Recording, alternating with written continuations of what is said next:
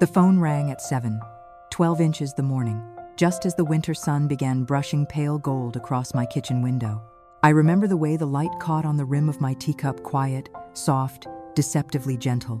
It was the last gentle thing I'd feel that day. I wiped my hands on a towel and answered with a smile already forming. My son, Daniel, rarely called this early. I thought maybe Luca, my sweet 8-year-old grandson, had begged to hear one of my morning stories. He loved them little tales about brave turtles or mischievous wind spirits that made him giggle with that wild, excited energy children carry like stardust in their pockets. But the moment I heard Daniel's voice, something inside me went still. "Mom, don't come this year." Just like that. 4 words, flat and cold as cracked ice. I gripped the counter edge, feeling the chill seep into my bones. "I'm sorry? What did you say?" I said, "Don't come this Christmas Eve." A pause, a breath, then the knife. "Dinner's only for Marina's family this year." The quiet around me turned sharp, loud, like the world itself had taken offense. "Only Marina's family?" I repeated, though my heart had already understood. It always understood before my mind allowed it. "Yes, they have traditions, Mom. A refined sort of dinner. Marina just thinks, well, we both think it would be best." Best for who? Best for what? I didn't ask. The answer pressed against my ribs anyway, suffocating in its familiarity. My daughter-in-law, Marina Vale, had been preparing this exclusion for years, little by little, smile by smile, insult by insult disguised as suggestions. I'd felt it tightening around me like a perfumed noose. But to hear my own son say it, after everything I'd given him, after the years I held his hand through storms he never even saw coming. He continued, clearing his throat, as if politeness would soften cruelty. "Mom, it's nothing personal. Nothing personal. Humiliation has a sound. It's the sound of your child treating you like a cracked ceramic figurine, old, breakable, and best kept off the holiday table when the important guests arrive." I swallowed it. All of it. The ache, the betrayal, the 30 years of memories suddenly feeling like lies. Yet somehow, my voice came out beautifully calm, even warm. "That's fine, sweetheart," I said. "Truly." Daniel hesitated. He'd expected tears, begging, a tremble in my voice. He didn't get it. "Really? You're not upset?" "No, honey. Enjoy yourselves." I ended the call. Quietly, deliberately, without ceremony. Then I stood in the stillness of my little kitchen in Willow Harbor, listening to my own breath, slow and steady, while the world inside me rearranged itself. My heartbreak cracked wide open, but what rose from within wasn't sorrow. It was clarity, raw, powerful, terrifying in its intensity. I turned, letting my gaze fall onto the object lying on the dining table, a single, gleaming gold key attached to a monogrammed leather keyring. The key to the mansion. My mansion. The one I had bought 3 days earlier on Crescent Bay. A $14.2 million oceanfront estate with a private pier, an art studio, a garden that spilled into the shoreline, and windows tall enough to touch the sky. It was the dream Ronan and I once whispered about in bed while the world slept. The dream I kept alive long after he was gone. For 20 years, everyone thought I was merely Evelyn the librarian, the widow living modestly on pension checks and shopping with coupons. Not one person, not Daniel, not Marina, not her pretentious parents had the slightest idea that Ronan and I had built something extraordinary, quietly, patiently, precisely.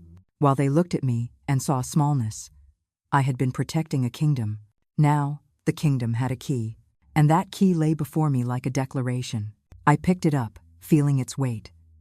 Gold, solid, warm from sunlight, and filled with meaning. My son had just cut me out of Christmas, but he had no idea he'd also just freed me. I exhaled slowly, letting the truth settle over my skin. I wasn't the woman they thought they could shame into silence. I wasn't the meek, dependent grandmother they placed at the end of tables. I wasn't the invisible guest in my own family. I was Evelyn Marston, widow of Ronan, the man who'd turned foresight into fortune, keeper of an empire they never knew existed, mother to a son who had forgotten his own roots. And this Christmas, for the first time in decades, I would choose myself.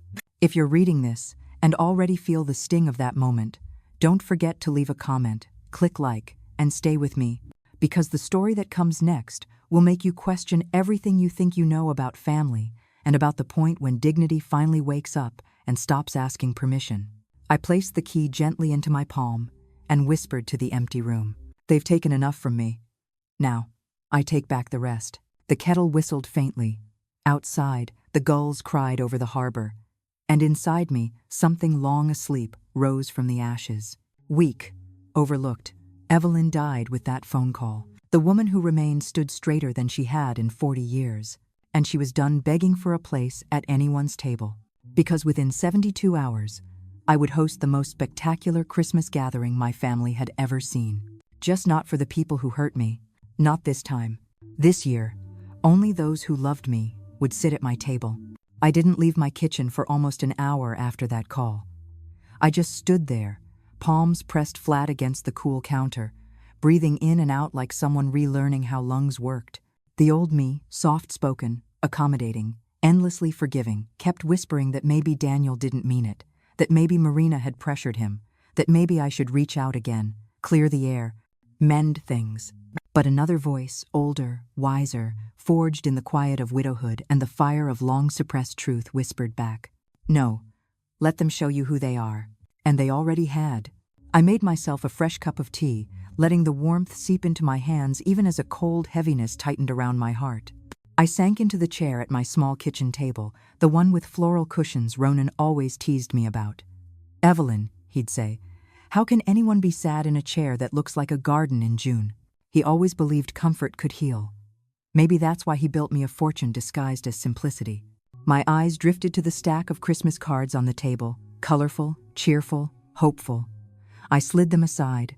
Hope was a dangerous thing when placed in the wrong hands. As the tea cooled, memories rose like bruises beneath the skin. It hadn't always been this way. Marina hadn't always cut me out like a thread she found unnecessary. There was a time years ago when I thought she would love me. When Daniel first brought her home, she had worn a red scarf and carried a bouquet of peonies, smiling too brightly. Her laugh rang like glass, beautiful, fragile, and sharp. She had hugged me, called me Mrs. Marston, and asked for Ronan's recipes. I'd been fooled. The transformation had been slow, careful, calculated. Cruelty rarely arrived as thunder. It crept like fog. The first sting came 3 years after their wedding. It was Luca's birthday, just after he turned 5. I'd brought him a handmade quilt, pale blue with tiny embroidered ships. I'd stitched it during long nights when I couldn't sleep, pouring every ounce of love into the fabric. Luca had thrown his arms around me, thrilled. But later that night, as I passed the patio doors, I overheard Marina laughing with her cousin Yara. "A handmade quilt," Marina snickered. "Imagine thinking that's appropriate when my parents gave him a tablet. Evelyn tries, but, well, she's not exactly in our class." Our class. The phrase burrowed deep. I'd stood there, frozen, feeling the world tilt, my ears filled with rushing air. That was the moment I understood her smile had always been a mask. But I stayed quiet. For Daniel's sake. For Luca's. That was the beginning. The exclusions grew. First, I was accidentally left off a guest list for a school performance. Then I was told the seating at Thanksgiving was tight, so maybe next year. Then Daniel started echoing her phrases. "Mom, maybe you should wear something more." Muted. "Mom, Marina's parents prefer a certain atmosphere." "Mom, try not to bring up old stories too much at dinner. They like to keep things current." Muted? Certain atmosphere? Current? Each comment shaved away another piece of me. And each time, I tried to convince myself I wasn't imagining it, that families changed, that maybe I was too sensitive. But the truth was simple. They were shrinking me on purpose. The saddest part? I let them. I wanted so badly to keep the peace, to stay close to Daniel, to grow old watching Luca grow up. So I swallowed every humiliation like bitter medicine, convinced it was the cost of remaining part of something that was already slipping away. One memory stung more than the others. It was last spring. Marina had hosted a brunch for her parents, one of those stiff affairs with overpriced pastries and champagne that tasted like metal.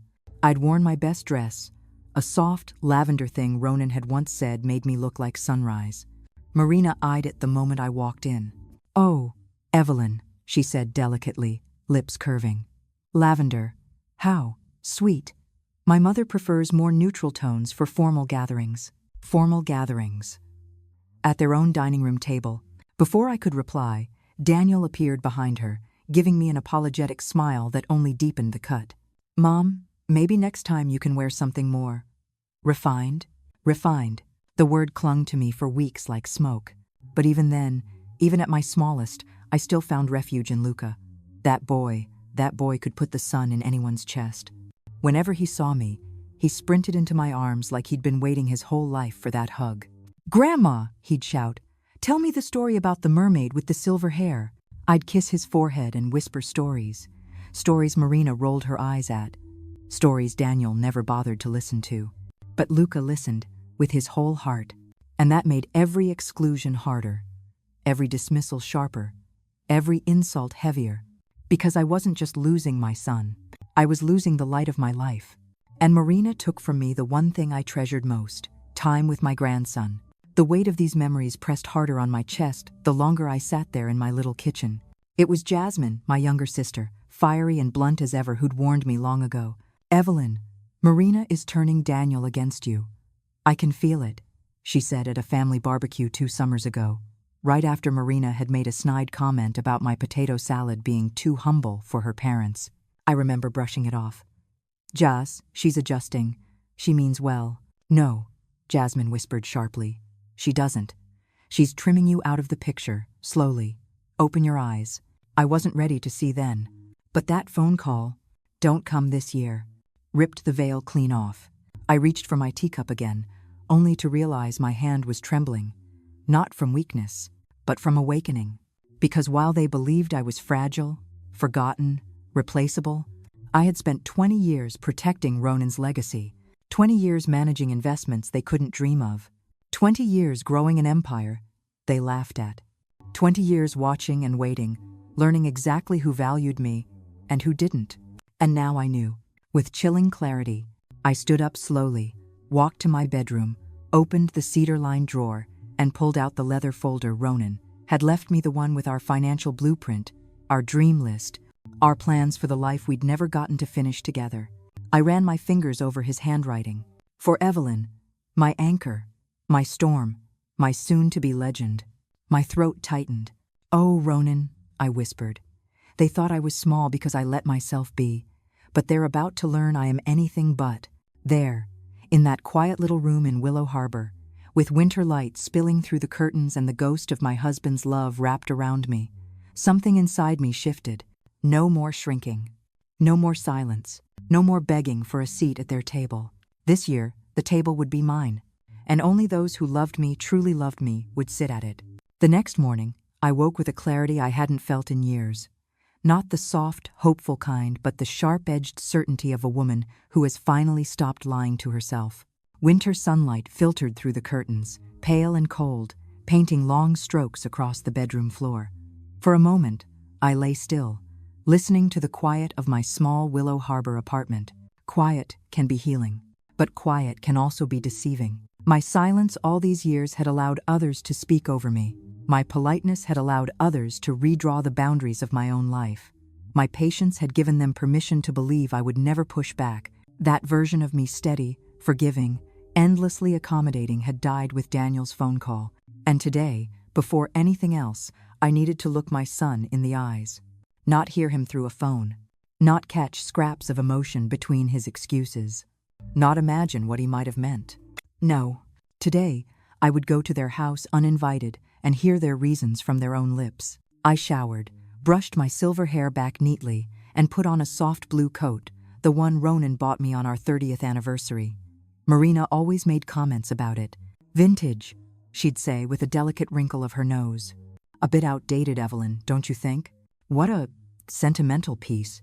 Funny how people who lack sentiment always try to shame you for having it." I tied my scarf, slipped the leather folder back into the drawer, and stepped outside.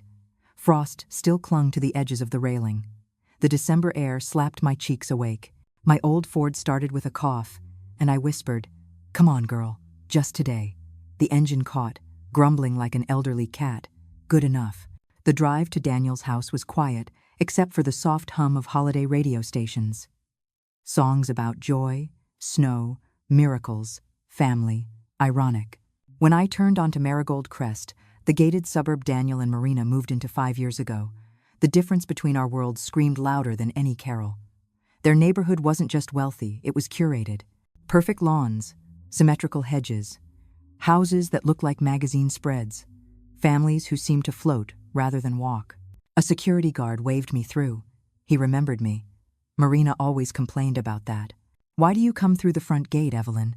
Just call Daniel and he'll open it remotely. Less awkward." Awkward. The word Marina used for anything not polished enough to display. I parked in front of their 2-story coastal house. Cream walls, blue shutters, a wreath on the door that cost more than a week of my groceries. My heart tightened, not with fear, but with something sadder. This was the home I helped pay for when Daniel lost his job 5 years ago, and Marina's parents refused to intervene. I paid their mortgage for 8 months. She never thanked me. I rang the bell. Footsteps approached, then the door cracked open. Marina stood there in silk pajama pants and a fitted cream sweater, her hair in a perfect twist, even at 8:30 inches the morning. Her expression froze the moment she recognized me. "Oh," she said, smile tightening like a bowstring. "Evelyn, we weren't expecting company." Her hand remained on the door, body angled to block most of the entryway, as if she were keeping out a gust of cold wind instead of her husband's mother. "Hello, Marina," I answered, calm. "I'm here to see Luca, and to talk." She blinked, surprise flickering behind her eyes before her face smoothed again. "Well, we're in the middle of getting ready. Today isn't really ideal." "I won't take long." There was a beat of silence, a silent argument behind her eyes. Then she sighed, plastering on a practiced smile. "Fine, come in." She stepped aside, only enough for me to slip past her. Inside, the house was immaculate as always. Marble countertops, neutral tones, a faint scent of lavender, and something expensive I couldn't name. But no warmth. I'd never felt warmth here. Daniel appeared from the hallway, buttoning his shirt. When he saw me, his brows shot up. "Mom, what are you doing here?" "I came to talk," I said evenly. His eyes darted to Marina, then back to me. He hesitated, wondered, calculated. Sure, let me just..." But before he could finish, a familiar voice burst down the stairs. "Grandma, Luca, my Luca." He sprinted toward me, arms outstretched, but, "Luca!" Marina's voice cracked like a whip. "Slow down, and don't interrupt." He froze mid-stride like a little soldier.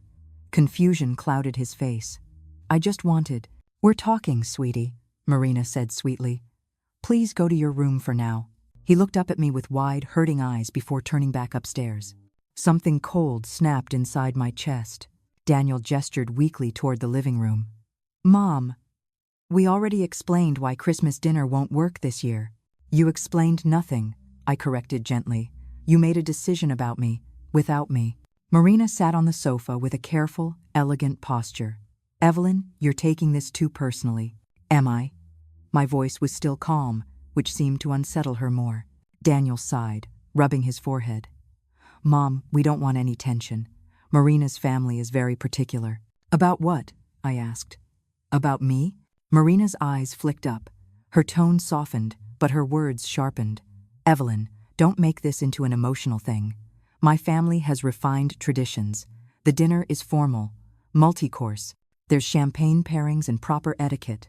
You're not used to that environment." "Not used to that environment." The phrasing was surgical. Daniel added, trying to soften the blow but failing, "We just think you might feel out of place." I took a breath. "What exactly makes me out of place, Daniel?" He looked at Marina. Marina looked at him.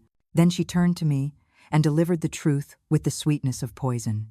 "Well, your clothes, for one. The stories you tell. The way you interact. It's endearing, but my parents look for a certain standard. They're used to luxury." She smiled. "And you're more simple." More simple. There it was. The quiet violence of condescension. The erasure of a person wrapped in silk and manners. I didn't argue. I didn't defend myself. I let the words settle like dust. Then I stood. Slowly. Gracefully. "I understand perfectly." Marina exhaled in relief. "Good. I knew you would." I leaned closer, lowering my voice. "You're right, Marina. You and I are not the same." Her eyes lit with satisfaction. But the difference isn't what you think. Her smile faltered. I'll go now, I said, turning toward the door. Take care. Daniel followed me out onto the porch, guilt staining his face. Mom, don't take this so hard. It's really not personal. I touched his cheek gently, like I used to when he was little. Oh, sweetheart, I whispered. Everything you just said was personal. I walked to my car. He didn't stop me. He didn't call after me. He just stood there, arms crossed, lost between his wife's expectations and his mother's dignity. As I pulled away, I glanced at the rearview mirror. Luca was standing at the upstairs window, his little hand pressed against the glass. My heart cracked but did not break. Not fully. Because the woman driving home wasn't the same woman who had arrived. The woman leaving Marigold Crest that morning was no longer small, no longer silent, no longer willing to be erased. She was a woman with a mansion key in her pocket. A woman with an empire to reveal. A woman about to rewrite the rules of her own life. And God help anyone who expected her to stay quiet now. The drive from Marigold Crest to Crescent Bay took 23 minutes. I know this because I counted every one of them like beads on a rosary, each mile pulling another layer of numbness off my heart. By the time the coast came into view, a long sweep of pale sand and restless winter-green waves, my grief had hardened into something sharp, clean, and resolute. The sun was higher now, casting glassy reflections across the water. Boats bobbed gently near the harbor, their masts swaying like thin fingers pointing toward the sky. This stretch of the world had always felt sacred to me, even before the mansion existed in it.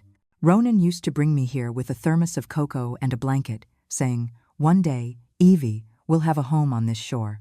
I'd laugh, telling him his dreams were too big for two ordinary people. Turns out, he wasn't dreaming. He was planning. The road curved, and there it was, my home. The Crescent Bay estate. Even after 3 days, the sight of it stole my breath. A modern manor sculpted from stone, glass, and sunlight, perched on the edge of the world like it had been waiting for me all along. Floor-to-ceiling windows framed the horizon. The multi-level balconies swept outward like wings. Tall palms lined the path, their leaves rustling softly in the ocean breeze. To anyone else, it looked like wealth. To me, it felt like Ronan. I pulled up to the private gate, entered the new access code, and watched as the wrought iron doors glided open. The tires of my old Ford crackled over the stone driveway, a deliberate contrast I found delicious. My modest car in front of a multi-million-dollar palace, Marina would choke on the sight. I parked beneath the shade of the portico and stepped out, inhaling deeply. The air tasted like salt, pine, and possibility. For the first time since Daniel's call, my heartbeat felt steady. My spine felt straight. My breath didn't tremble. The front door opened before I even reached it. Flynn Morris stepped out, holding a leather folio. Tall, neatly dressed, with silvered temples and calm eyes. He had been my estate lawyer for years, one of the very few who knew the truth about my finances. "Mrs. Marston," he greeted warmly. "You look resolved." "Resolved is a good word," I replied. "And I assume," he said, stepping aside to let me enter, "this has something to do with the early morning call from your son?" I blinked. "How did you—" He smiled faintly. "You didn't drive this way in 3 days. Today, you came straight here. That alone told me everything." He always was perceptive. We walked into the foyer together, and as always, the mansion wrapped itself around me like a promise. Sunlight flooded the great room through glass walls, illuminating the marble floors. A chandelier of blown Italian glass hovered above the entry like a burst of frozen starlight. Beyond the living room, the ocean shimmered, as if the water itself bowed in greeting. Flynn set the folio on the marble island in the kitchen, then watched me quietly as I drifted toward the panoramic windows overlooking the private beach. Waves rolled in gentle arcs. Seagulls flew in synchronized loops. I rested my hand against the cool glass. "This," I whispered, "is where I reclaim myself." Flynn nodded. "Then let's get to work." He opened the folio, revealing documents embossed in gold lettering, final contracts, insurance forms, transfer deeds, all waiting for my signature. But he also brought something else, a velvet pouch. "What's this?" I asked. "A gift," he said simply. "From Ronan. Technically from his last will. Something he wanted you to have only when you made a decision he believed you were capable of making, but hadn't made yet. My breath hitched. Flynn placed the pouch in my hand. Inside was a single, heavy object. A gold signet ring, with the Marston crest, Ronin's crest, the symbol of everything he'd built with his mind and his heart. He said. Flynn continued gently, "Give her this when she steps into her power." I closed my eyes, swallowing the swell of emotion. "Oh, Ronin," I whispered. "You always knew." Flynn gave me space. He wandered to the far counter, reading through a few notes while I gathered myself. When I finally slipped the ring onto my finger, something settled inside me. A weight, a belonging, a truth. I wasn't stepping into someone else's world. I was stepping back into mine. Flynn returned to the island. "Now," he said, "I believe you requested to discuss holiday preparations?" "Yes," I replied. "I'm hosting a Christmas gathering." He arched an eyebrow. "A large one?" "Very," I said. 30 or more, maybe 40. "And you want it immaculate." "Lavish," I corrected. "Unforgettable. Beautiful enough to live in every guest's memory. The kind of Christmas that proves one thing." He waited. That dignity, once reclaimed, shines brighter than any chandelier. A slow smile curved his mouth. "Then I'll make the calls." Within an hour, the mansion was alive with motion. People flowed in and out with lists, fabrics, lighting samples, menu options, color palettes. Chef Tilly arrived with her binder of dishes: winter truffle soup, butter-poached lobster, roasted quail with pomegranate glaze, pastries shaped like snow-dipped roses. Two designers, Rafi and Alara, a married couple whose creativity seemed woven from moonlight, walked me through their vision: a winter garden on the veranda, a 12-foot tree dripping with gold and pearl ornaments, cascading garlands, candlelit archways. "Alara," I said, astonished, "this looks like something from a dream." "It is," she replied softly. "Your dream." In the middle of the chaos, my phone buzzed. "Daniel." Again. I put the phone face down on the counter. Flynn looked up. "You don't plan to answer?" "No," I said. "Not yet."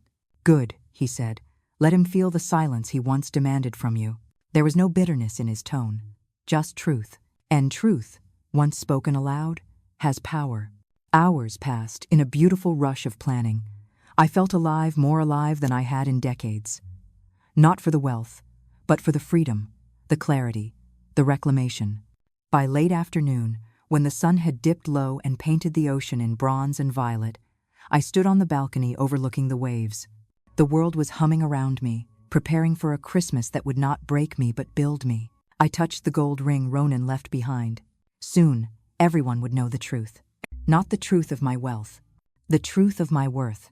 And as the sky darkened and the mansion lights glowed warm and golden, one thought rose above the rest, steady and fierce.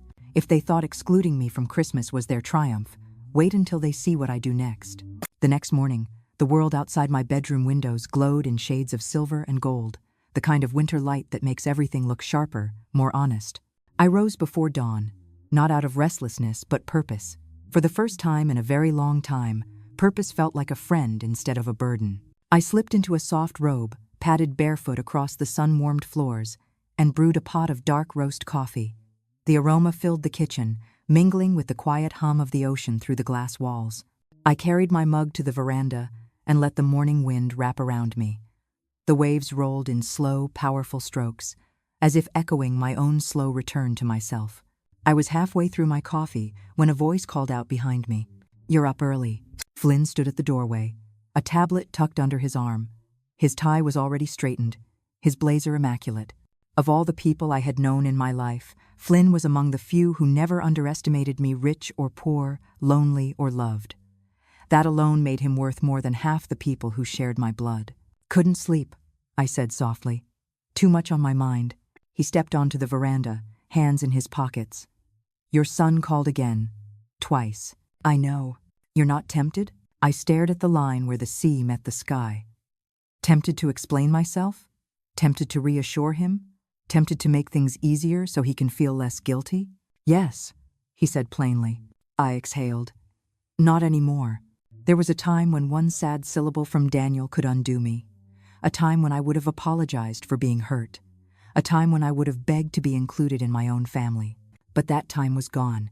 "Flynn," I said, "everything is changing, and it needs to." He nodded, as if waiting for me to say the words aloud. So I did. "This Christmas, it's not about revenge." "No?" he asked mildly. "It's about realignment." I turned toward him. "About showing the world and myself that my worth has never depended on the scraps others give me." His expression warmed, like someone witnessing a flower bloom. "Then consider me fully committed to making this realignment magnificent." I smiled, grateful. "Good, because I have a list." He followed me inside as I grabbed a notepad from the kitchen island. The mansion was quiet except for the soft clicking of contractors arriving early. The decorators had left sample fabrics and sketches all over the counters. It felt like the palace was mid-transformation, just like I was. "First," I said, pointing at the pad, "I want the upstairs guest suites fully prepared. Olivia is staying until after the holiday, and I expect several relatives to stay overnight." "Done," he said. "Second, the dining hall. I want the long tables instead of round. Flower arrangements in ivory and gold, and seating for at least 35. He chuckled. "It will seat 50 if you like." "I don't want 50, I replied. "Only the people who showed me kindness when I had nothing." "And the menu?" he asked. "Chef Tilly is drafting options, but I want the full winter feast, something that feels celebratory, warm, generous, nothing pretentious." "Understood." "And I hesitated, "music." He waited. "A quartet, maybe. Something classical, something that fills the air without shouting, a sound that makes people feel safe." He typed notes. "Consider it arranged." I set down the notepad. "Flynn, thank you." He waved a hand. "You don't need to thank me for helping you take back your life." I swallowed. "It's more than that. When Ronan died, you were the only person who didn't treat me as fragile." "That's because you weren't," he said. "You were simply unrecognized." The words melted something inside me. Before I could answer, my phone buzzed again. A name flashing on the screen. "Daniel." I stared at it without moving. "Answer if you're ready," Flynn said gently. But I wasn't ready. Not yet. I silenced the call and set the phone aside. "Help me choose the invitations," I said briskly. "They should be printed on the heavy vellum, the kind that feels important." He nodded, already in motion. Just then, the doorbell chimed a soft melodic tone that rippled through the house. Flynn excused himself to greet the arrivals. I followed a moment later and found two designers rolling in crates of decor while a lighting specialist examined the vaulted ceilings. Then I heard another sound, a gasp. "Evie?" I turned. Olivia stood at the threshold, her coat draped over one arm, her hair wind-tossed, her eyes wide with awe. She stared at the foyer, the marble stairs, the chandelier. "Oh my goodness," she breathed. "Every time I walk in here, I feel like I've stepped into a fairy tale." I hugged her tightly. "I'm glad you came early. I wouldn't miss this," she said, her voice thick. "You're glowing, Evie. I haven't seen you like this since Ronan." I blinked away the sting in my eyes. "He left me everything I needed. I just finally decided to use it." She cupped my cheek gently. "I'm proud of you." I let out a long breath. "Let me show you something." I led her to the hallway where the portraits would soon be hung, portraits of family members who'd stood by me, photos of my parents, Ronan, friends who stayed, chosen family. But one frame was already set on the wall. A single photograph of me and Daniel from years ago. He was maybe 10. We were sitting on a park bench, his head resting on my shoulder, both of us laughing. Olivia touched the frame lightly. "Do you miss who he used to be?" "Yes," I whispered. "And I hope one day he finds his way back to that boy." We stood in silence for a few moments. Then Olivia cleared her throat. "So, about this Christmas, it's going to be spectacular, isn't it?" "It's going to be honest." She smiled. "And that's even better." The decorators started carrying in gold garlands. The lighting team began installing warm, shimmering bulbs along the staircase. Music from a portable speaker drifted softly through the hall. Slowly, steadily, Crescent Bay Estate transformed into a dream. The phone rang again. "Daniel, do you want me to answer?" Olivia asked gently. "No," I said softly. "Not until I'm standing firmly in who I am." We moved through the house, planning, laughing, remembering pieces of our past and imagining pieces of our future. There was no bitterness in me anymore, just clarity, and the warm beginnings of peace.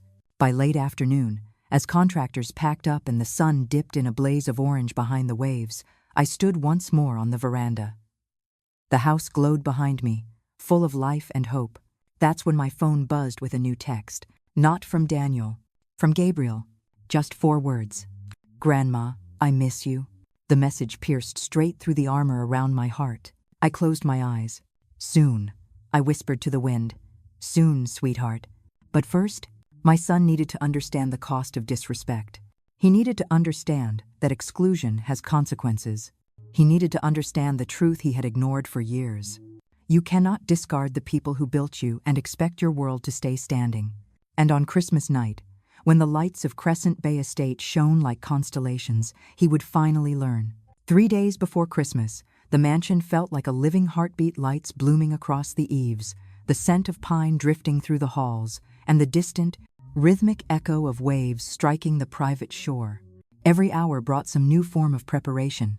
Floral designers with crates of white orchids, bakers delivering sample pastries, musicians testing acoustics in the vaulted gallery. It was a symphony of becoming. And in the middle of it, I stood completely still, feeling all of it wash over me like a quiet miracle. I had spent too many winters shrinking myself, trying to be small enough to not offend anyone. Now my world was expanding again, wide, bright, unapologetic. Just as I stepped into the great room, one of the decorators approached. "Miss Marston, where would you like the illuminated arch for the entrance?" "Facing the ocean," I said. "I want the first thing people see to be the horizon." She smiled knowingly. "A statement." "Yes," I replied softly. "A necessary one." My phone buzzed again around mid-morning. Habit made my hand twitch toward it, but then I forced myself to breathe through the instinct. Daniel's name blinked on the screen. He was calling constantly now, slipping from confusion into worry, from worry into fear. Each call was a reminder of the life he'd built around a woman who taught him to believe his mother belonged in the shadows. I let it ring out, but my heart ached. Not for the rejection that wound had already begun to scar over, but for the little boy who used to run into my arms after school, cheeks flushed, backpack bouncing, breathless with stories about what he learned that day. What happened to that child? Where had he gone? I turned the phone face down. Not now. Not until he could speak with respect rather than entitlement. The mansion doors opened with a soft click, and Olivia stepped inside carrying 2 garment bags and a grin wide enough to warm the whole foyer. "Evie, my darling," she declared, "if this place were any more magical, I'd start looking for elves." I burst into laughter, a clear, ringing sound I hadn't heard from myself in years. "Come in. I need your opinion on the table layouts." She linked her arm through mine as we walked through the glowing hall. "Is everything ready?" she asked. "Almost. And your nerves?" I hesitated. "They're steady. Mostly." She glanced sideways at me. "It's all right to admit it's scary. Power after years of powerlessness always feels foreign." "I'm not afraid," I said truthfully. "I'm adjusting." She kissed my temple. "Good. Adjusting is just your heart remembering its own size." By noon, the musicians arrived for rehearsal, filling the second floor with soft strings that drifted through the house like sunlight. A quartet of violins and cellos, just as I'd envisioned, rehearsed a gentle holiday medley. The music wrapped around me, slow and bright, lifting something heavy from my chest. As I stood listening, Flynn approached with a folder. "We have a minor situation," he murmured. I raised a brow. "Let me guess, Daniel." "Yes, he just arrived at your apartment. He's knocking and calling your name. The neighbors are watching." I sighed, a long breath I'd been holding for years. "He'll have to go home. That place is no longer where I live. I can send someone to politely inform him." I shook my head. "No. Let him feel the silence."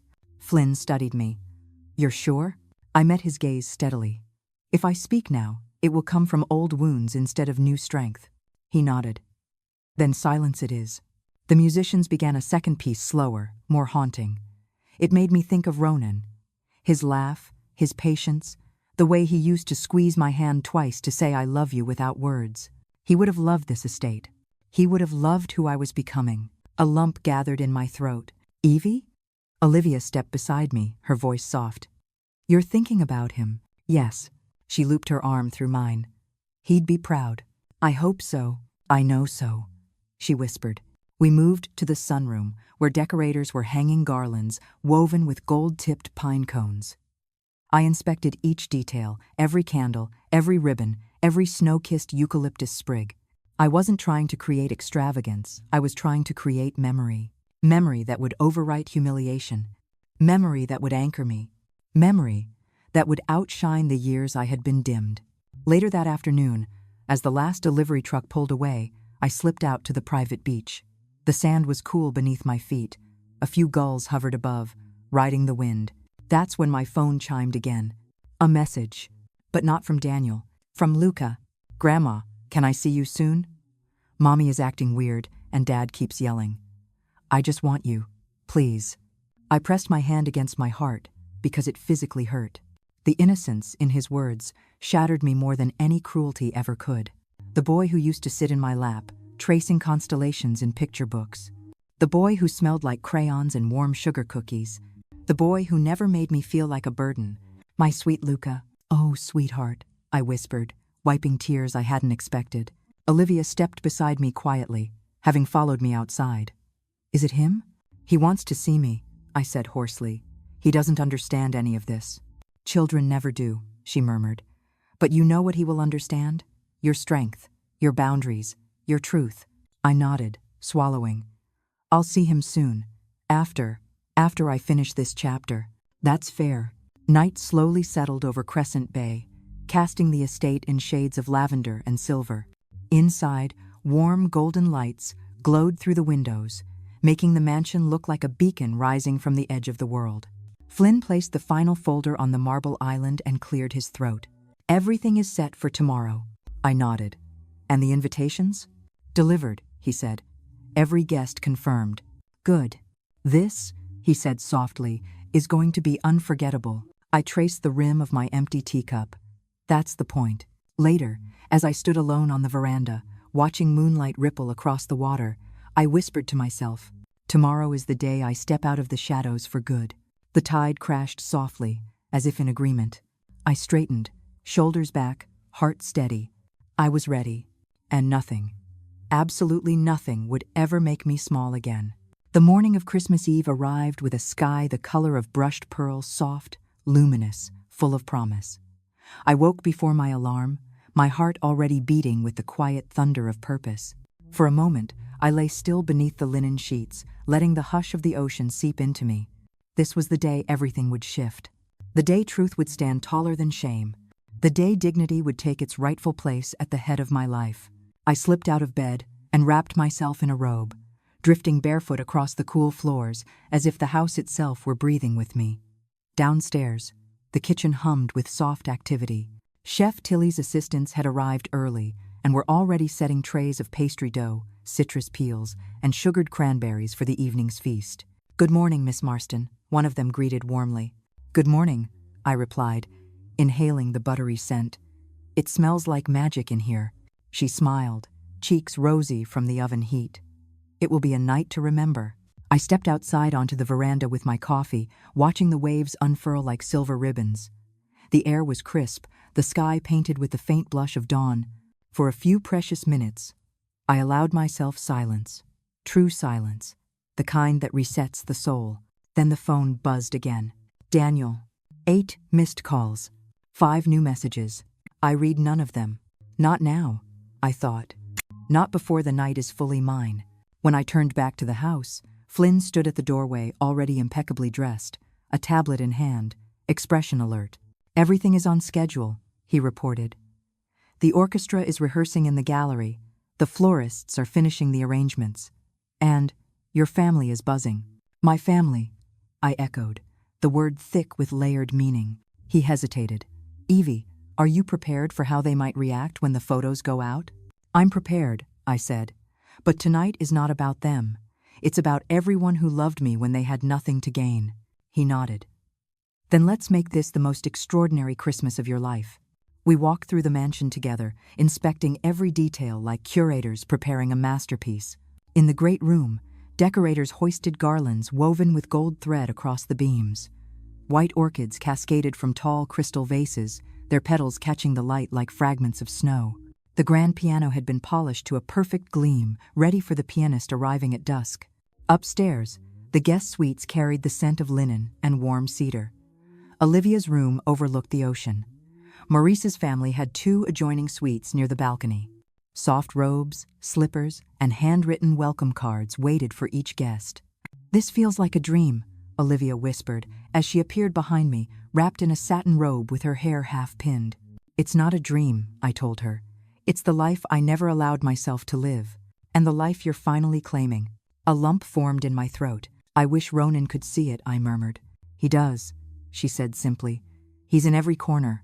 We shared a quiet moment, letting the memory of him settle between us like another warm presence. Then the doorbell chimed. "Oh," Olivia gasped. "The photographer!"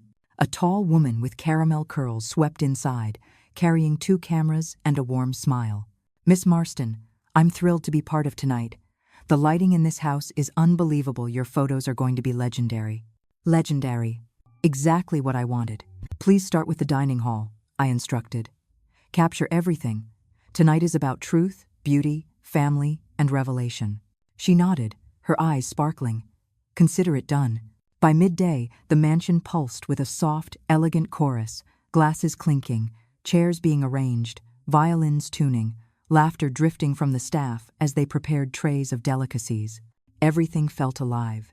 Then my phone buzzed again. A different sound this time. A message. From Luca.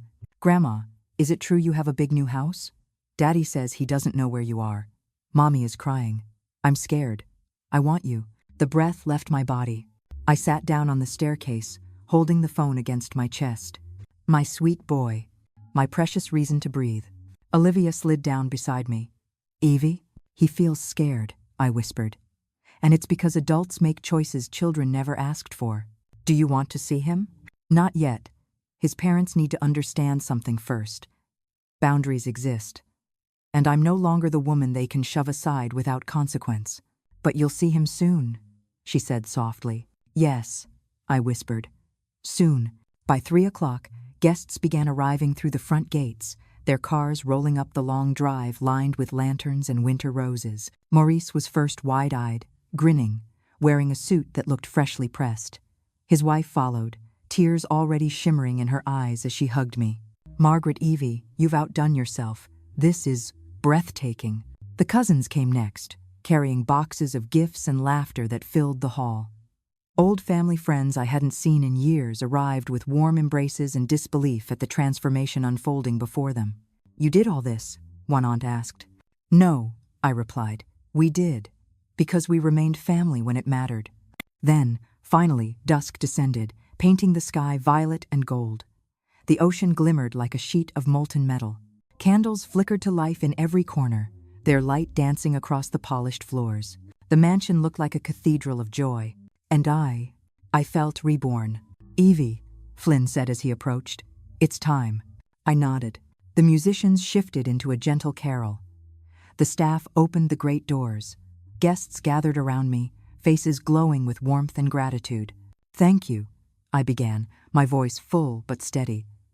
"For being here, for loving me, for standing by me all these years when others did not." Olivia squeezed my hand. "Tonight," I continued, "isn't about wealth or grandeur. It's about dignity. It's about family, the real kind.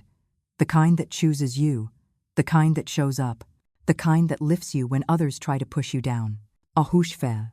"And tonight," I said, lifting my glass, "we celebrate love, resilience, and the simple truth that every person deserves to feel valued, including me." "Cheers," Maurice cried. Glasses clinked. Applause swelled. Music rose like a warm tide. And at that exact moment, my phone buzzed again. "Daniel." My thumb hovered. "Not yet. Not during my moment." I set the phone aside. Tonight would be the most spectacular Christmas any of them had ever seen.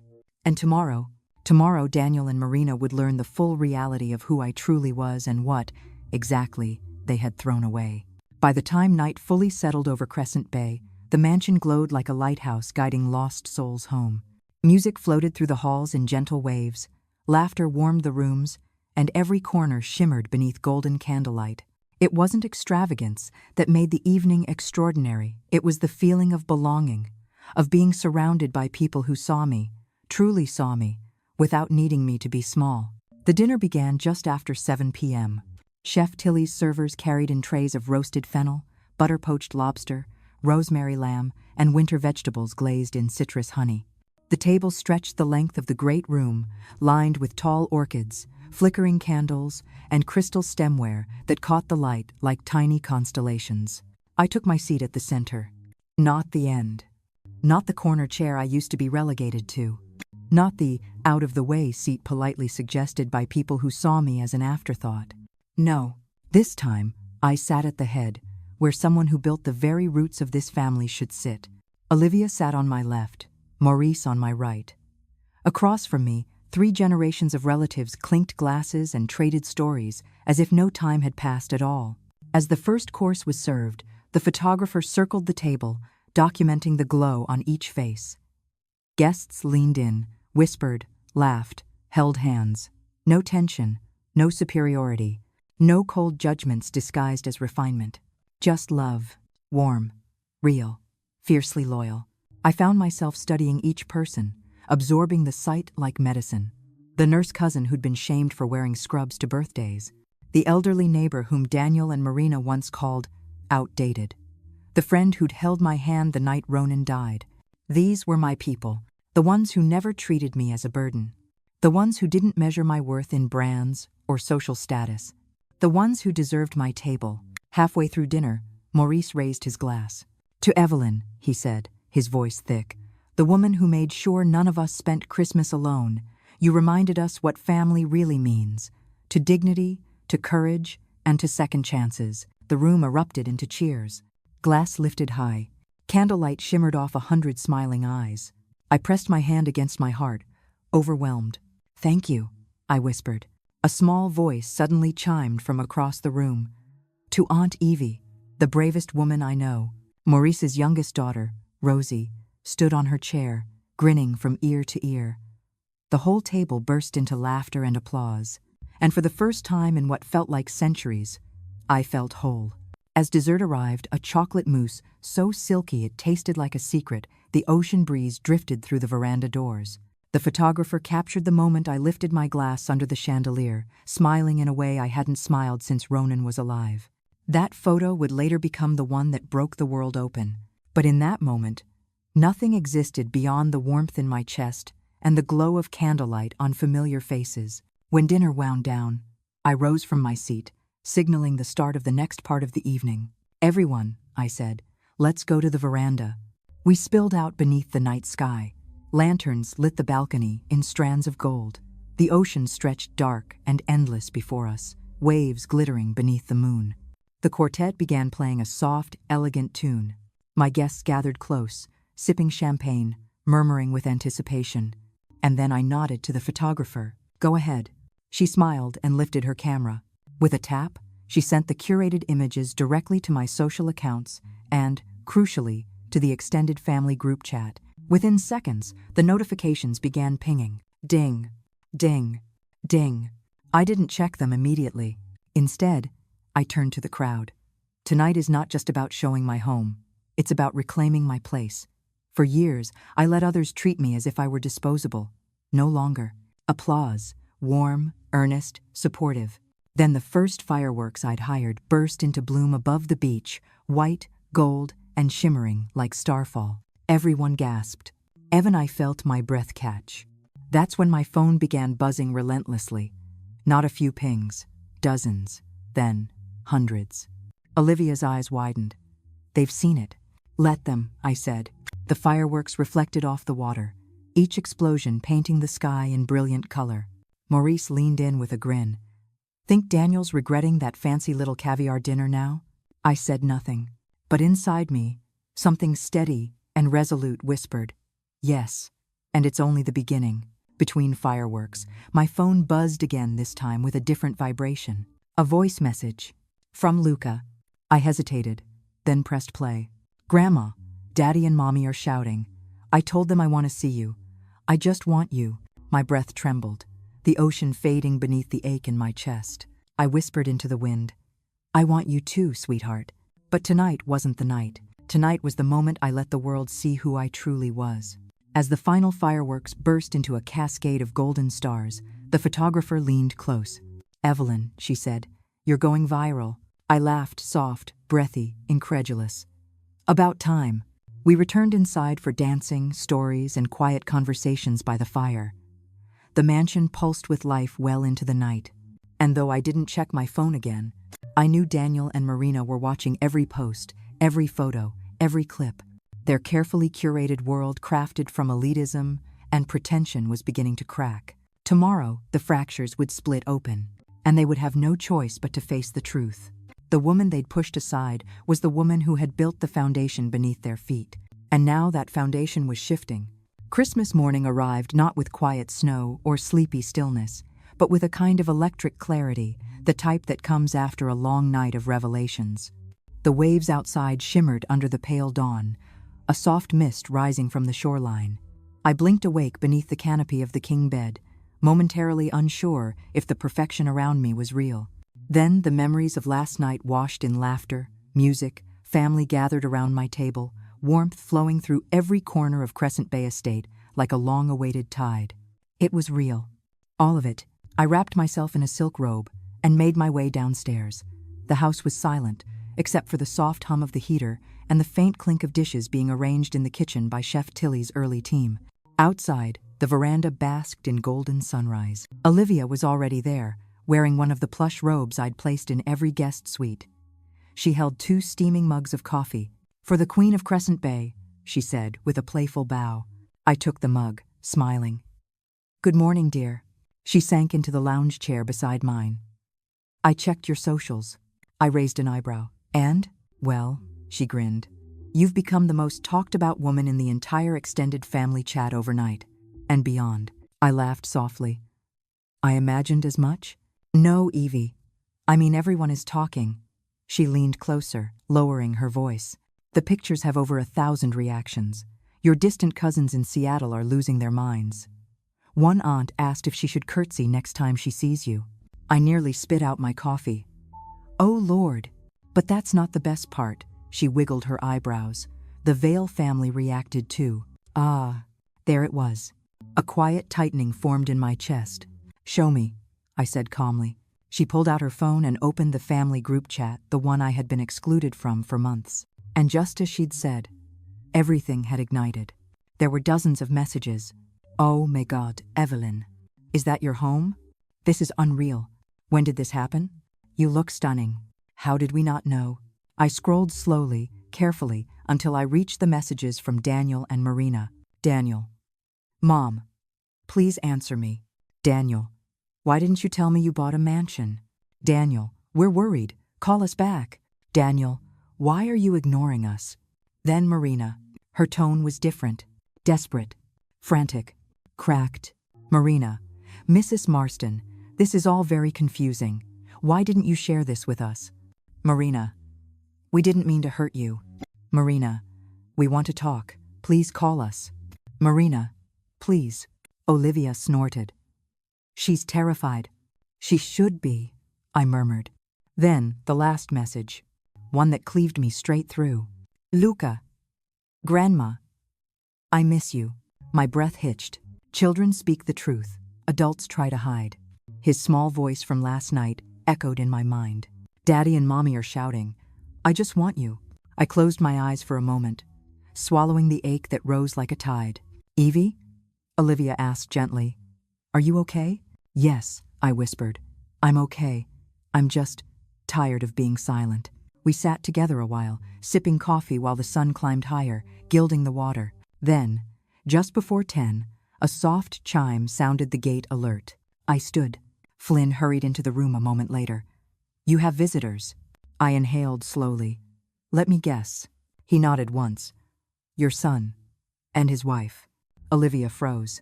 "They came here? Today?" "Yes," Flynn said. "They're at the gate now. They look distraught." Distraught. Interesting. The first time they'd shown emotion that wasn't condescension. "Should I send them away?" Flynn asked. I let my gaze drift toward the ocean. A thin line of gold shimmered across the water, like a path pointing forward. "No," I said at last. "Let them in." but slowly. Yes, ma'am. He left to handle it. Olivia reached for my hand. Evie, are you ready? I've been ready, I said. For 15 years. We walked back inside. I swapped my robe for a red dress, deep, commanding, elegant without apology. I pinned my mother-in-law's pearls around my neck, the same ones I'd worn in last night's photograph. Then I brushed my hair until it flowed down my shoulders in soft waves. I looked at myself in the mirror and saw a woman I hadn't met in decades. Strong, steeled, magnificent. Footsteps echoed through the foyer. A shaky breath. A soft knock at the interior door.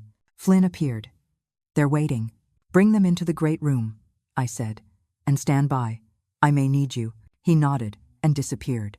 I descended the marble staircase slowly, letting the click of my heels ring through the hall like a quiet bell of authority. When I reached the great room, I saw them. Daniel standing stiffly near the piano, eyes red-rimmed. Marina sitting on the edge of the leather sofa, hands clasped tightly, mascara smudged. They both sprang to their feet when I entered. Mom, Daniel began. Mrs. Marston, Marina whispered, voice trembling. I lifted a hand. Sit. Saturday. I crossed the room and took my place at the head of the seating area, the seat of power, where I chose to be seen. For a long moment, I said nothing. I just looked at them. At the son who had forgotten me. At the woman who had taught him to discard his own mother. At the couple who had believed I belonged outside the glow of their world. And then, finally, I spoke. Let's discuss, I said softly, the consequences of your choices. Their faces drained of color. And the real conversation began. For several seconds, neither of them spoke. The great room hummed with a cold, crystalline quiet, the kind that settles before an avalanche breaks loose. The ocean rolled behind the windows in slow, powerful strokes, as if listening. I folded my hands in my lap. Tell me, I began, why you're here. Daniel's jaw clenched. Marina stared at the floor, her fingers tangling nervously in the fabric of her coat. Finally, Daniel exhaled shakily. Mom. We saw the photos. I raised an eyebrow. Clearly. You bought a mansion? His voice cracked with disbelief, confusion, and something else, something raw. An estate? This entire place is yours? Yes, I said simply. Every inch. Marina swallowed hard. We didn't know you had money like this.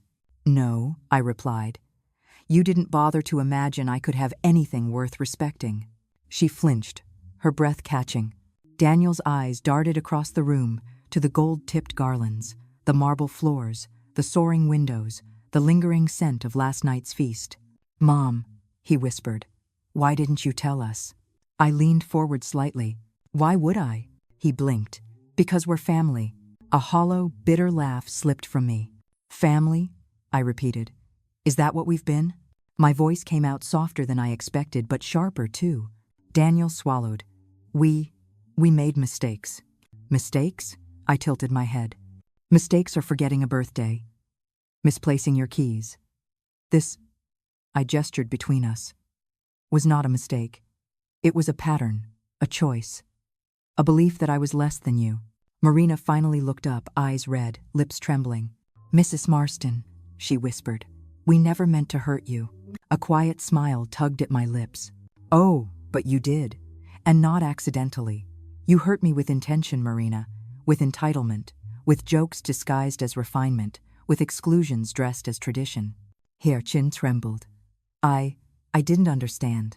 You didn't care, I corrected. You saw me as an accessory that didn't match your decor. Something to push off the guest list when it didn't suit the image you wanted to present. Silence dropped like a stone. Daniel rubbed his face roughly. Mom, please, let us explain. I'm listening, I said. He took a breath. I thought you were lonely. Struggling. You thought I wasn't worth bringing to a Christmas dinner. He jolted as if struck. Mom, no. Yes, I said firmly. Let's not sugarcoat the truth. Sugar is for children, Daniel. We're adults. Marina dabbed her eyes with the edge of her sleeve. It was never supposed to be cruel. My parents just have high standards. I stared at her. Marina, your parents serve oysters and caviar. I built an $80 million estate portfolio and chose to eat sandwiches from a food truck because I liked them. Standards aren't about food or china. Standards are about character.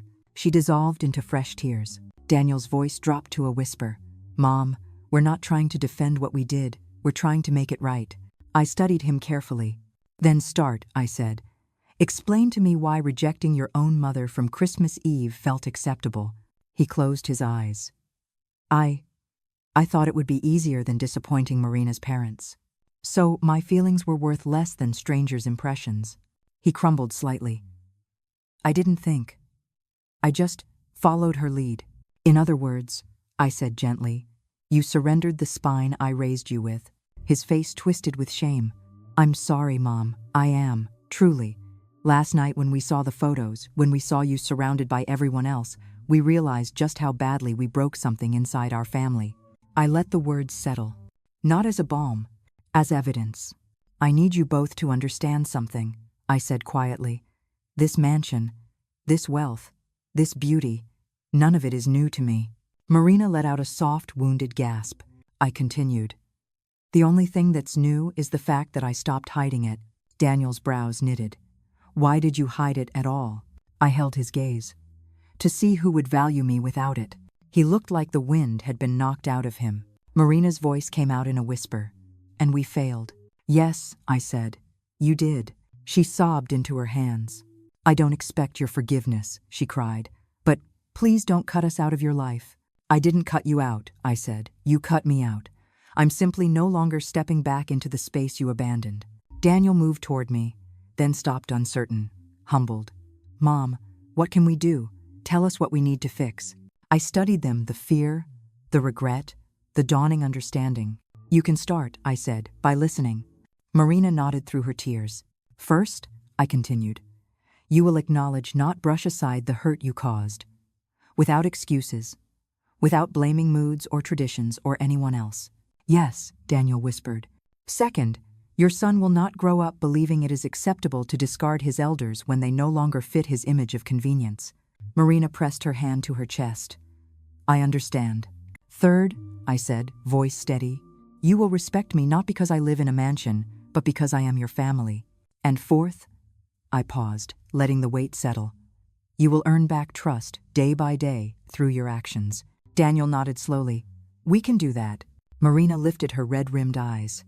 Are you cutting us out of your life? I sat forward. No, I said softly. I am inviting you to re-enter it the right way, through the front door, not through convenience, guilt, or expectation. They both exhaled shakily. Daniel took a step closer. Mom, can we visit again? Maybe talk more? Maybe bring Luca? At the sound of his name, my breath softened. Luca is always welcome, I said, but you two will earn it. Marina broke down completely. Daniel covered his face, shoulders shaking. I stood and walked toward the window, letting the sunlight wash across my hands. Come back when you're ready to apologize without fear and speak without entitlement, I said. The gate will open for sincerity, not desperation. I turned to them. And when you come, you'll find a mother standing tall, not the one you used to overlook. Daniel's voice cracked. We'll come back. Good, I said.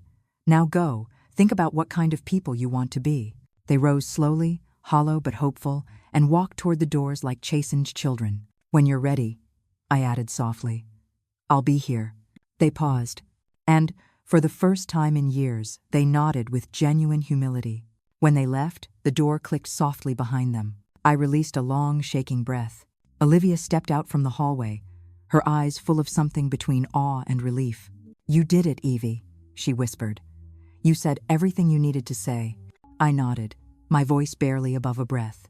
Yes, and I'm not done yet. I stood in the center of the great room long after the doors closed behind Daniel and Marina, letting the silence settle into my bones. It wasn't the silence of loneliness or abandonment, no. It was the silence of reclamation. The kind that follows after speaking truths that have waited too long inside your chest. Olivia walked toward me, her steps slow, cautious, as if afraid I might crumble now that the confrontation had passed. But I didn't feel broken. I felt lighter. Evie, she said softly, taking my hand. You were extraordinary. I was honest. I corrected. For the first time in a long time, I was completely honest. She squeezed my fingers. And they heard you. Whether they accept it yet is another matter. We walked together toward the veranda, where the waves crashed in steady rhythms. The winter air bit softly at our faces. The world felt clearer, sharper, ready to be lived. "Are you shaking?" she asked gently. "No," I said. "I'm settling." We stood facing the horizon as sunlight spilled across the water.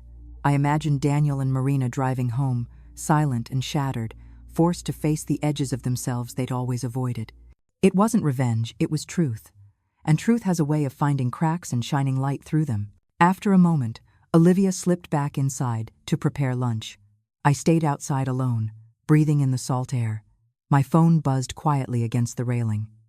Another message, from Luca. "Grandma, Mommy is crying a lot. Daddy too. I don't know what's happening. Can you please talk to me? I love you." My hand trembled.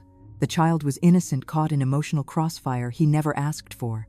I pressed the phone to my chest and closed my eyes. "Soon, my darling, soon." But not now. Not until his parents understood the difference between guilt and accountability. I exhaled shakily and returned inside. The rest of the day passed in gentle waves of activity. The florist stopped by to collect remaining vases. Flynn updated me on messages flooding the mansion's dedicated account. Olivia prepared a simple lunch, tomato soup and grilled sandwiches, and insisted I sit while she handled the cleanup. In the afternoon, the third wave began. Texts and calls. Not from Daniel or Marina this time, but from the rest of the family. "Evelyn, we're so proud of you. I always knew they mistreated you. Good for you for standing up. Your home is stunning. When can we see you again? Please know we support you completely." Support. Real support. It felt like a warm blanket around my shoulders. Then a different name appeared on the screen. Evan Vala, Marina's father. The man who once looked at me like a misplaced coat on a luxury sofa. The man who whispered about old habits and outdated manners. The man whose approval Marina spent years chasing and who made sure I'd never be part of the refined circle. I stared at the name for several seconds before opening the message. "Mrs. Marston, it seems we were terribly mistaken about you. My wife and I would like to extend our sincerest apologies. If you're open to it, we'd like to invite you to dinner to properly reconcile." Olivia, reading over my shoulder, nearly choked. "Oh, the nerve." I smirked. "Let him wait." I set the phone face down. I was done chasing validation. Let those who underestimated me learn the value of patience. We spent the evening quietly. Dinner with Olivia on the veranda, soft music playing from the gallery, the mansion glowing like a sanctuary. When she retired to her guest suite, I remained in the great room with a cup of mint tea, staring at the fire. Then another buzz. This time, a call. Not Daniel's. Not Marina's. A FaceTime request. From Luca. My heart twisted. I hesitated, thumb hovering, but this was different. Children shouldn't have to wait to know they're loved. I accepted the call. Luca's little face appeared, cheeks flushed, eyes swollen from tears. "Grandma," my breath caught. "Hello, sweetheart." He sniffled. "Why aren't you here? Why didn't we have Christmas together? Mommy and Daddy keep fighting. I don't want them to be sad. I just want you." Tears stung my eyes. "Luca," I whispered, "listen to me." He nodded, lips trembling. "I'm not gone. I'm here.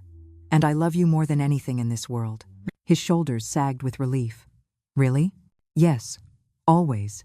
But sometimes adults make mistakes they need to fix before things feel normal again." He blinked up at me. "Is Daddy in trouble?" "Daddy is learning," I said gently. "And learning is a good thing, even when it's hard." He nodded, his little brow furrowing in thought. "Can I come see you?" My throat tightened. "Soon, sweetheart. When the time is right. Promise?" "Promise," I whispered. He smiled, a small, fragile thing, but real. "I saved you a cookie," he said. "I'll bring it when I see you." I laughed softly. "I look forward to it." We ended the call, and I pressed the phone against my heart, letting the warmth of his voice settle through me. When I finally went to bed that night, the ocean roared softly outside my windows, but inside me, there was only peace. The next morning, just after sunrise, the doorbell chimed softly. Flynn appeared moments later at my bedroom door, his expression unreadable. "Evie," he said, "you have another visitor." I blinked sleep from my eyes. "This early?" He nodded. "Who is it?" He hesitated. "It's Marina." I sat up slowly. And she's alone. I rose from the bed with a steadiness that surprised even me. There was no rush of anger, no trembling anxiety, just a quiet, crystalline calm, as if something deep within had already anticipated this moment long before it arrived. I dressed deliberately. Soft sweater, tailored slacks, hair loosely pinned back, not to impress, not to intimidate, but because I wanted to feel rooted in myself. When I stepped into the hallway, Flynn was waiting near the stairs. "She's in the foyer," he said softly. "Shall I stay nearby?" "Yes," I answered, but out of sight. "I don't think she came to start a scene." He nodded once and stepped back as I descended the staircase. There, standing beneath the chandelier's morning light, was Marina. But she didn't look like the polished, immaculate woman who once sneered at my thrifted dresses. Her hair was unbrushed, her mascara smudged. She wore a simple coat thrown over pajamas, as if she'd rushed out the moment her courage outweighed her pride. Her hands shook slightly. "Mrs. Marston," she whispered. I stopped 2 steps above her, always holding my ground. "Marina." She looked up, her eyes raw, exhausted, human in a way I'd never seen. "Thank you for seeing me," she murmured. I wouldn't have blamed you if you didn't." I stepped down the last 2 stairs and faced her directly. "What brings you here?" I asked. "Your husband was here yesterday. You could have come then." "I know." Her voice cracked. But I wasn't ready to be honest. Not fully. I said nothing, allowing the silence to stretch, inviting truth to step forward. Her throat bobbed. "I owe you an apology. A real one." I crossed my arms gently, not defensively, but in a quiet gesture of self-holding. "I'm listening." Tears gathered in her eyes, but she kept her voice steady. "When I met Daniel," she began, "I was climbing a world I never felt worthy of. My parents always pushed the image of sophistication, of elegance, of being someone others admired. I learned to measure myself against the standards of people who never loved me, and eventually, I measured everyone else that way too." She wiped her cheek. "Especially you." A breeze from the veranda carried the scent of salt and pine into the foyer. I waited. "I treated you like an inconvenience, like something to fix, or hide, or reshape. Not because you were wrong, but because you reminded me of everything I feared becoming." Her chin trembled. "I looked at you and thought, if Daniel sees how simple she is, how ordinary, he might see those things in me too. So I pushed you away. I belittled you. I made you feel small so I could feel enough." Her voice nearly broke on the last word. "At least you're speaking truth now," I said quietly. She nodded, tears falling freely. "But when I saw the photos," she continued, "when I saw this home, and the people who love you, I didn't feel envy, I felt shame." She swallowed hard. "Because you've always been more elegant than I could ever hope to be." Emotion flickered through me, a soft, unexpected ache. "Marina," I said gently, "elegance has nothing to do with chandeliers or caviar." "I know," she whispered. "It's how you treat people. I just spent so long chasing the wrong kind." She reached into her pocket with trembling fingers. I didn't come empty-handed. She handed me a small, folded piece of paper. I hesitated before opening it. Inside was a note in shaky handwriting. "I am sorry. Not because you're wealthy, not because I'm embarrassed, but because you deserved love, and I gave you judgment instead. Please let me earn back any piece of your trust. Marina." I folded the paper slowly. "Marina, trust is not a gift. It's a garden. You don't ask for it, you grow it." She nodded vigorously through tears. "I will. I'll do whatever it takes." "Good," I said, "because it won't be instant." "I don't expect instant," she whispered. "I just want a chance." I held her eyes, searching, and for the first time since she entered my life, I didn't see arrogance. I didn't see superiority. I saw a woman stripped bare of her defenses, raw, humbled, unsure. A woman who might, for the first time, be willing to learn. "Marina," I said, putting away the note, "you may stay for coffee. We will talk, but nothing more today." Her breath hitched with relief. "Thank you, truly, but understand this clearly." My tone shifted firm, precise. "Things will never go back to how they were. You and Daniel will rebuild this family from the ground up, not from the pedestal you placed yourselves on." "I understand," she whispered. "And Luca," I said softly, "will never be used as leverage again." Her face crumpled. "I know. You're right. Good, I said. Now let's begin with honesty. We walked toward the sunroom, where morning light poured through the glass walls. Flynn remained discreetly in the hallway, ensuring everything stayed respectful. We sat on opposite sofas. She folded her hands. I waited. And for the first time ever, we spoke like two adults, not adversaries. She told me everything. Her insecurities, pressures from her parents, the illusions she'd believed about refinement. She admitted things she'd never confessed before: small cruelties, quiet jealousies, the truth behind every snide remark. And I listened, not to excuse her but to understand. Because understanding is not forgiveness, but it is the first step toward transformation. After nearly an hour, she finally said, I want Luca to grow up knowing kindness, real kindness, and I haven't been showing him that. Not the way you have. Her voice broke. I don't want him to become like me. The admission hit harder than anything else she'd said. I leaned back slowly. Then show him. Every day. Starting now. Children watch who we are more than what we say. She wiped her cheeks again. Mrs. Marston, can Luca see you soon? Even if Daniel and I aren't ready? A soft smile touched my lips. Yes, I said. He can. Her shoulders sagged with relief. Thank you, she whispered, for giving me a chance at redemption. I set my tea down. Redemption is earned, I said. But today, you took the first step. She nodded, eyes swollen but hopeful. After she left, Flynn approached softly. Are you all right? Yes, I said, surprising myself with how true it felt. I think I finally am. Olivia appeared moments later, her hair tied in a soft bun. How did it go? Better than expected, I admitted. Harder than expected, too. She nodded thoughtfully. That's how healing works, Evie. It hurts before it frees. I took a deep breath and looked out at the ocean, its waves steady, tireless, eternal. She's trying, I whispered. And so are you, Olivia said. And that's enough for today. For the first time since the call that shattered everything, I felt something warm growing inside me. Not triumph, not revenge. Possibility. The next morning, the sun rose over Crescent Bay like a blessing. Golden light spilled across the veranda, catching on the dew that jeweled the garden.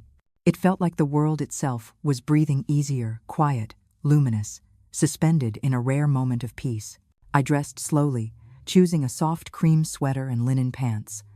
There was no confrontation waiting at the door today, no storm lurking in the corners. Instead, the air carried a sense of quiet anticipation, because today, Luca was coming. Olivia was already in the kitchen, humming as she whisked batter for pancakes.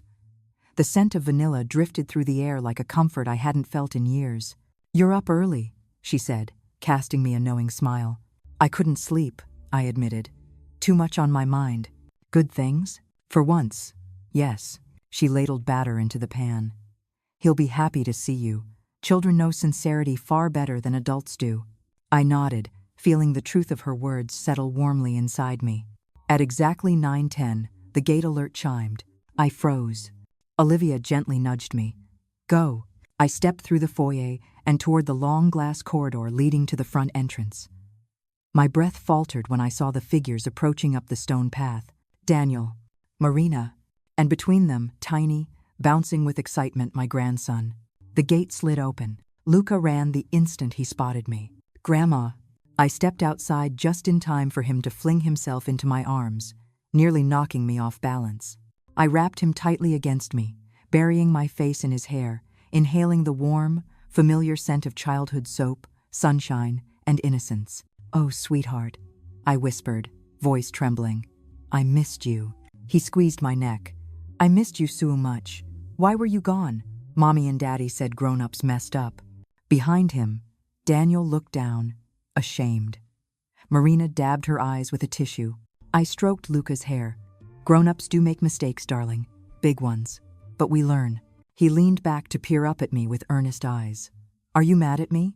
The question pierced me. No, I said firmly, cupping his cheek. Never you. He smiled in relief and hugged me again. I kissed the top of his head and let the moment hold us. When I finally set him down, Daniel stepped forward. Mom, he said quietly, thank you for letting him come. You're welcome, I said. But remember, he comes here because he's my grandson, not because you ask permission. He nodded solemnly. I understand. Marina cleared her throat gently. We'll leave you two to spend time together. Daniel hesitated. We'll be back in a few hours. Call if you need anything. Go, I said, not unkindly. Today is his day. They left quickly, almost gratefully. Luca tugged my hand. Grandma, can I see the whole house now? Daddy said it's bigger than a hotel? I laughed softly. It might be, sweetheart. Come, I'll show you everything. We walked hand in hand into the mansion. His eyes grew wider with each step. Whoa, Grandma, is this all yours? Yes. All of it? All of it, I confirmed, warmth blooming in my chest. Like every room? Every hallway? Every plant in the garden? Yes, I said with a smile, and it's yours to explore. We took our time with the tour. He gasped at the spiral staircase. He pressed his face against the giant aquarium wall. He danced beneath the chandelier in the great room. He touched every chair as if it were alive. When we reached the gallery corridor with its tall windows and framed artwork, he stopped suddenly. Grandma, he whispered, why didn't you tell me you were rich? The innocence in his voice made me kneel beside him. Because I wanted you to love me for me, I said softly. Not for my house, or money, or anything else. He wrapped his arms around my neck. I love you because you always play with me. Because you tell the best stories. And you make silly voices for dragons. My throat tightened. I hugged him close. That's all I ever wanted. He leaned back, thoughtful. Mommy said, you were mad at her. The question was coming eventually. I took a breath. I was hurt, sweetheart. Being hurt and being mad aren't the same. Will Mommy say sorry? She already did, I said. Now she has to show it. He nodded seriously. Okay, I'll help her. I smiled softly. You're a good boy. We spent hours together. We built a blanket fort in the reading room. We baked cookies with Olivia, messy ones with too many sprinkles. We fed the koi in the garden pond and named each one after fruit. We sat on the veranda watching the waves. Grandma, he said suddenly. Yes, darling? When I grow up, I want to buy you a giant house too.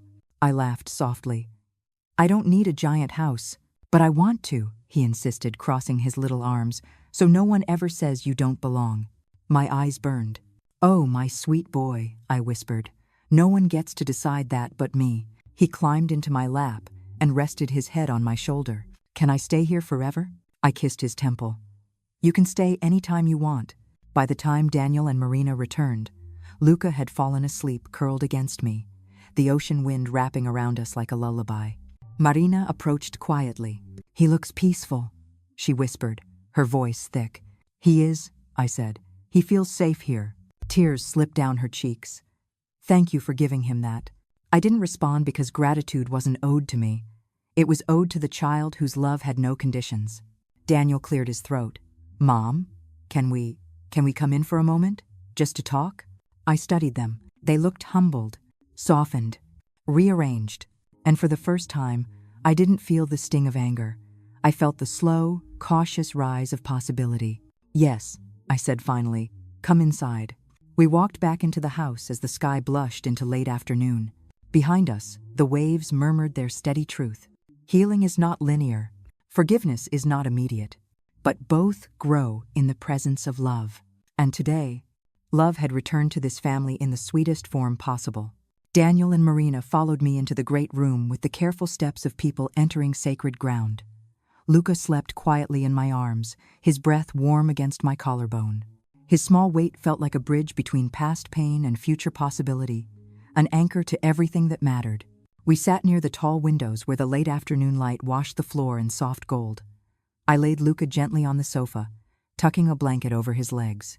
He stirred, sighed, and settled again. Daniel watched him with a haunted tenderness. He's happier here, Daniel murmured. Happier than he's been in weeks. I didn't answer. The truth sat between us, glowing and undeniable. Marina twisted her fingers together. Mrs. Marston, thank you for letting him come, and for spending time with him. He needs you. My eyes softened not at her, but at the sincerity beneath her words. He needs all of us, but he needs us to be better. Daniel nodded. We're trying, truly. A silence followed, weighted, but not hostile. a silence ready for honesty. "I've been thinking a lot," Daniel said quietly, "about what you said, about who I've become, and I want to make things right, Mom. Not just because you have money, because I miss you, because I finally see how much I've taken you for granted." His voice cracked. "You carried me through everything, and I let someone else's expectations shape how I treated you. I lost myself. I lost my spine, and I lost sight of what matters." He took a shaky breath. "I'm sorry. Not rushed. Not defensive. Just truth." Marina stared down at her hands, ashamed.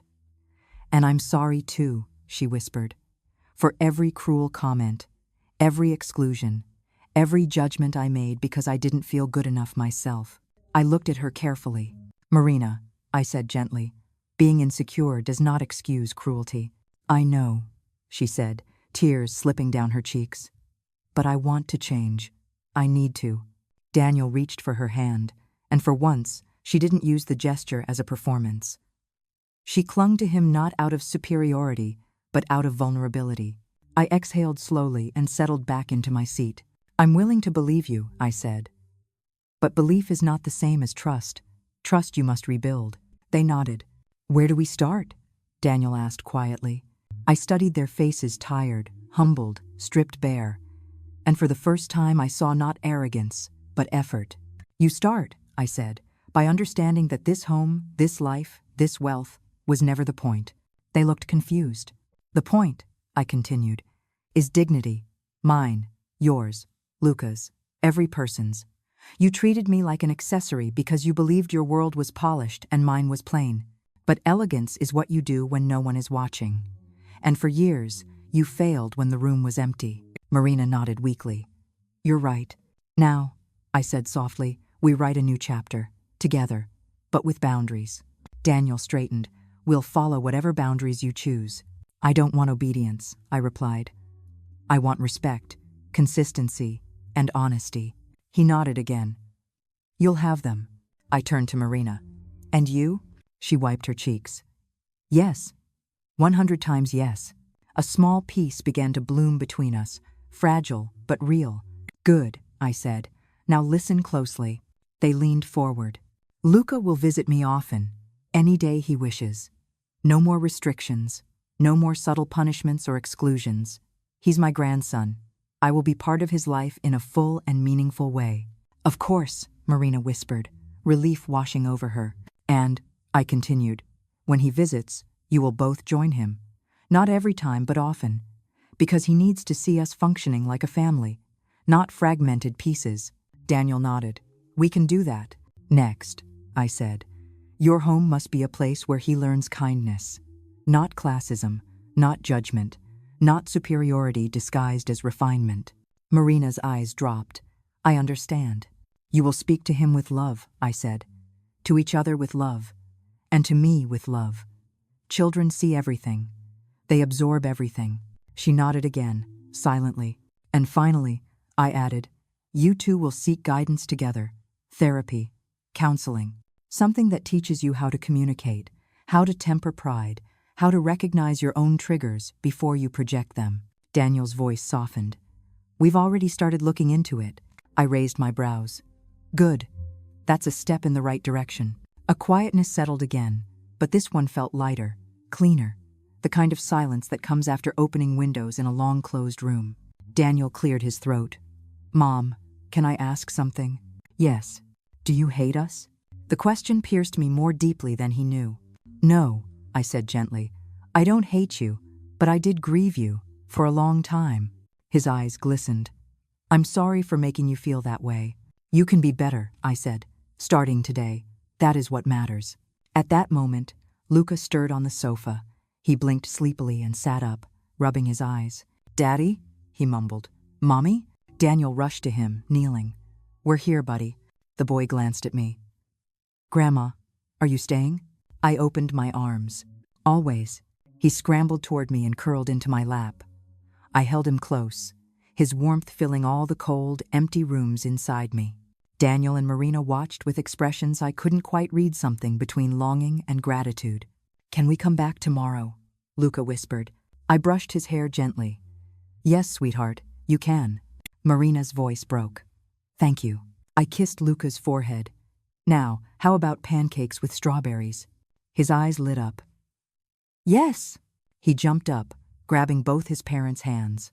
And for the first time in years, we walked together into the kitchen. Not as broken pieces, but as people trying to heal in the same direction.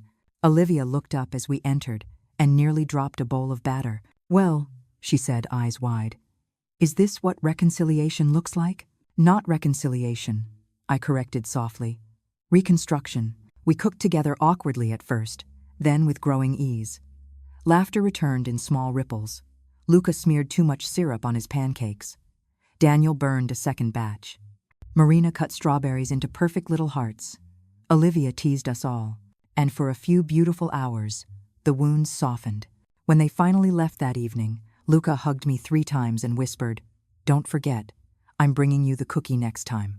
When the door closed behind them, Olivia hugged me from behind. "I'm proud of you, Evie," she murmured.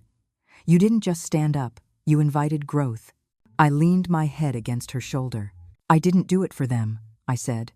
"I did it for Luca, and for myself." The house settled into evening stillness. The ocean hummed. My heart beat steady and sure.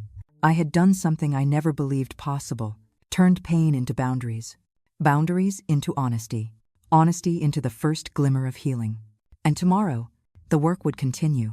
The days that followed unfolded like gentle tides, sometimes calm, sometimes stirring deeper waters, but always moving forward. Healing is not a straight line, nor is rebuilding a family, but little by little, small gestures began knitting themselves into something resembling hope. Daniel and Marina kept their word. They brought Luca to visit twice that week, once to bake gingerbread men that turned into a messy explosion of flour, and once simply to walk the beach, his tiny footprints beside mine like punctuation marks in the sand.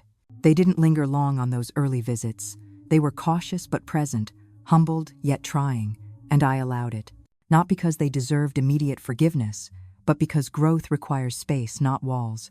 By mid-January, routines formed naturally. Luca visited every Saturday. Daniel called every other day.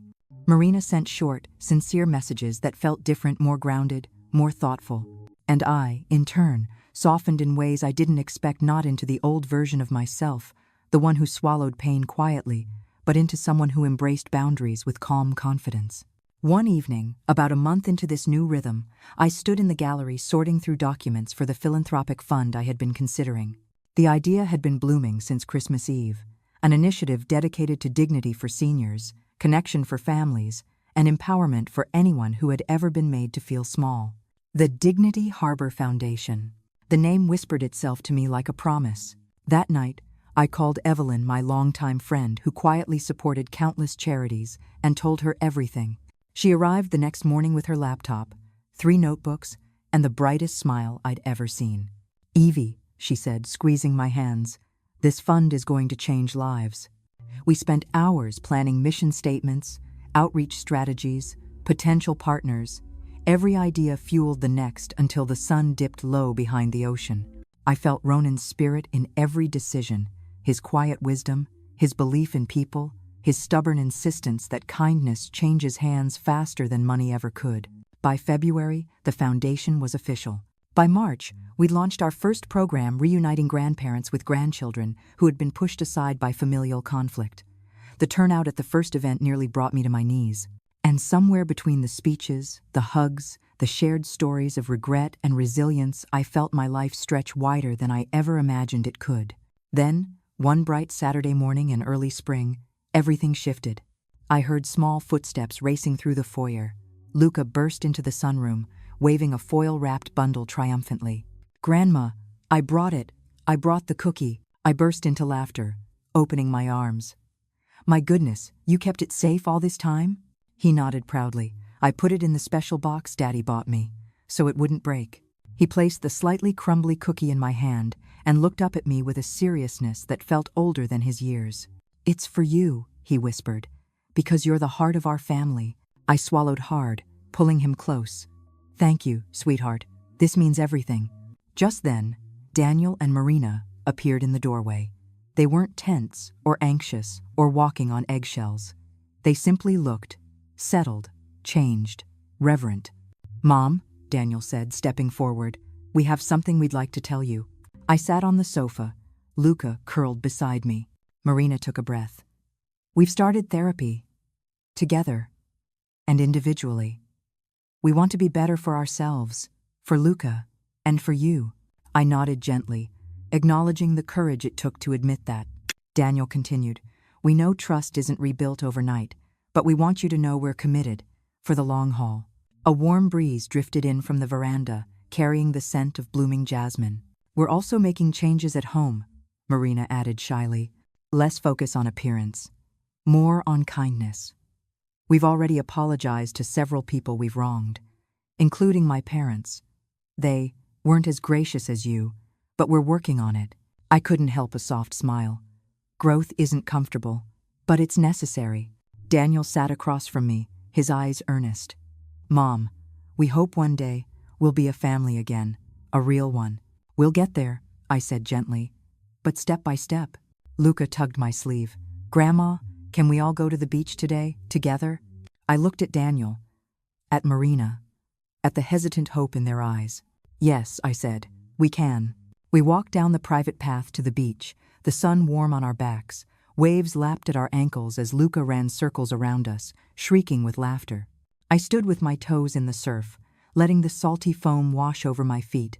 Daniel came to stand beside me. "You know," he said softly, "I keep thinking about that night, the one where we left you out.